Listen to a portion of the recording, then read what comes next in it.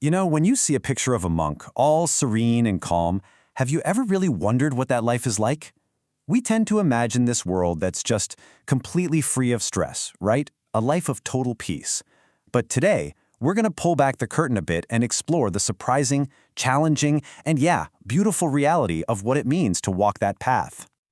I mean, it's a super common question. You see the robes, the calm vibe, the simple life, and it's natural to think, is that just an easy life? Is it a way to just check out from all the problems that we have to deal with every day? And the answer, coming straight from a monk, is just one word. A very simple, very direct, no. It's not easy. And that single word kind of shatters everything we think we know and opens the door to a much, much deeper truth. Okay, so how do we unpack that no and get to that deeper truth? Well, first, we're going to bust the myth of this perfectly peaceful, problem-free life. Then, we'll get into the real challenges and the surprising joys of the path. And you'll see how it's all about building inner strength, not just escaping the world. All right, first things first, let's tackle the biggest misconception right out of the gate. This idea that becoming a monk is like an instant ticket to a worry-free life.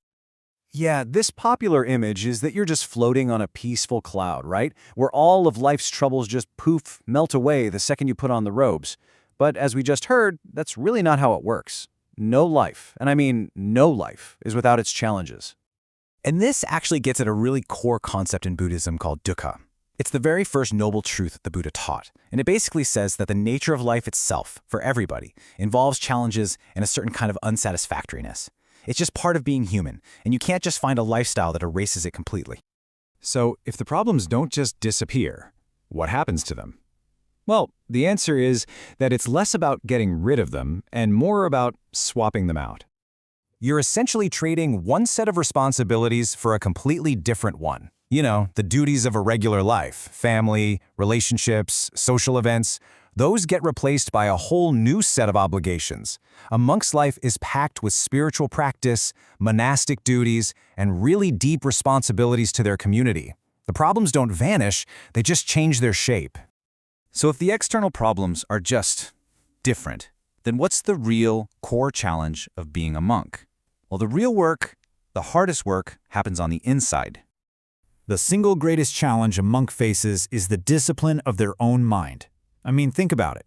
Your mind isn't just magically ready to be a monk because you're wearing the robes. That internal transformation, that's the real mountain you have to climb. And this is a marathon, not a sprint. It might only take a few minutes to physically become a monk, but it takes a lifetime of practice to become a monk from the mind, from the inside out. It's this continuous, moment-to-moment process of training and refining. So yeah, let's just be crystal clear. This life is difficult. It's a path of constant effort, discipline, and a ton of internal challenges. But that's not the whole story. Because even with all that difficulty, or maybe actually because of it, the life is also described as being incredibly beautiful. And this is where things get really interesting. So where does that beauty come from? Well, the first big source is found in a really radical commitment to simplicity. And we're not just talking about some abstract idea of simplicity. It's incredibly real, incredibly concrete. For example, a monk owns just 3 robes. That's it. The entire lifestyle is designed on purpose to be simple and hassle-free. Your worldly stuff pretty much boils down to your 3 robes, an alms bowl for food, and a couple of books. This isn't about punishment or deprivation. It's about liberation. When you remove all that material complexity, your mind is finally free to focus on what really matters: spiritual development. Now, beyond that simplicity, another really profound source of beauty comes from turning your attention outward, from a life that is dedicated to serving others. And this is where you find a really deep sense of joy and purpose. It comes from meeting all kinds of people, from really listening to what they're going through, and from sharing teachings that can actually help them. There's a beauty in waking up every morning knowing your day is going to be about something wholesome, for yourself and for others, and in that constant process of learning and practicing. Which brings us to the ultimate point of this whole path. If it's not an easy life, and it's not about escaping problems, then what is it all for? What's the goal? And this, right here, is the key takeaway. The entire practice, the simplicity, the discipline, the service. It's all a form of training. The goal isn't to run away from life's challenges. It's to build a mind that is so strong, so resilient, and so clear that it can face those challenges with wisdom and compassion, no matter what they are. So that kind of leaves us with a pretty powerful question to think about for our own lives. We all face challenges, right? The monastic path is just one way to build that inner strength.